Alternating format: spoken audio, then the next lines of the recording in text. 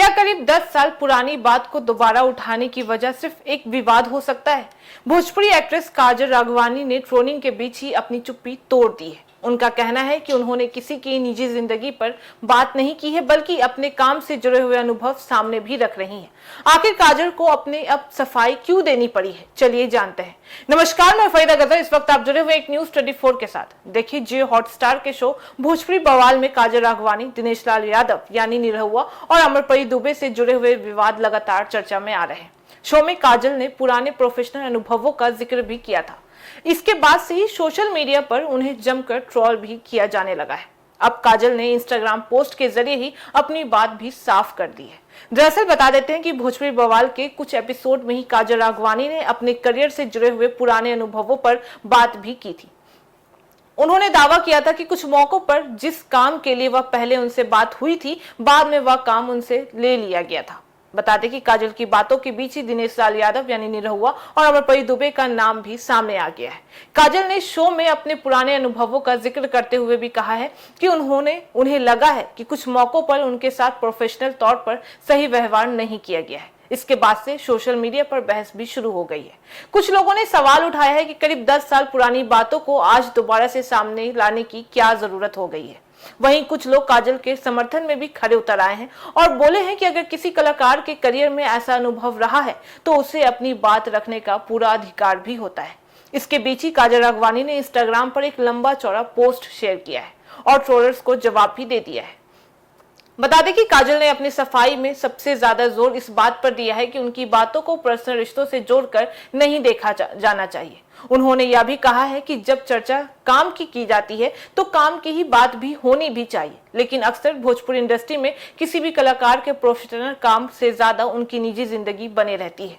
बता दें कि शादी या अफेयर की चर्चा भी शुरू हो जाती है। काजल ने बॉलीवुड का उदाहरण देते हुए कहा है कि वहां भी कलाकारों की निजी जिंदगियों को लेकर खबरें और चर्चाएं तो होती रहती हैं, लेकिन उनके काम और प्रोफेशनल उपलब्धियों पर भी ज्यादा ध्यान भी दिया जाता है। इसके साथ ही बता दें कि काजल ने यह भी साफ कर दिया है कि उन्होंने जो बातें शो में कही हैं, उनका मकसद किसी की निजी जिंदगी पर सवाल उठाना नहीं था।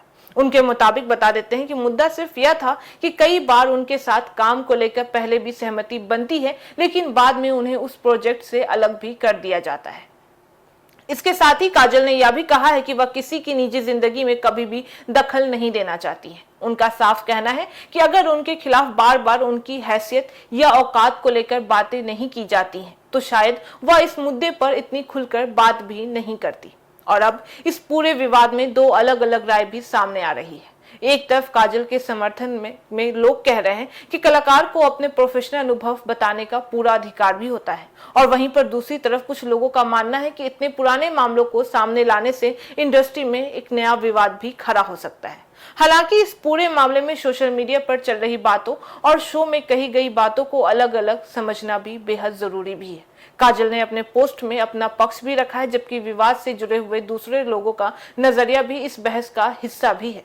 फिलहाल बता दें कि काजल की सफाई के बाद से मामला और भी चर्चा में आ चुका है। अब देखना काफी दिलचस्प होगा कि निरहुआ और अमरपरी दुबे इस नई सफाई पर कोई जवाब देते हैं या नहीं। तो कुल मिलाकर देखा जाए तो काजल राघवानी का कहना भी है कि उनकी बात किसी की पर्सनल लाइफ को लेकर नहीं की गई है, बल्कि उनके प्रोफेशनल अनुभव और काम से जुड़े हुए मुद्दों को ही लेकर की गई थी।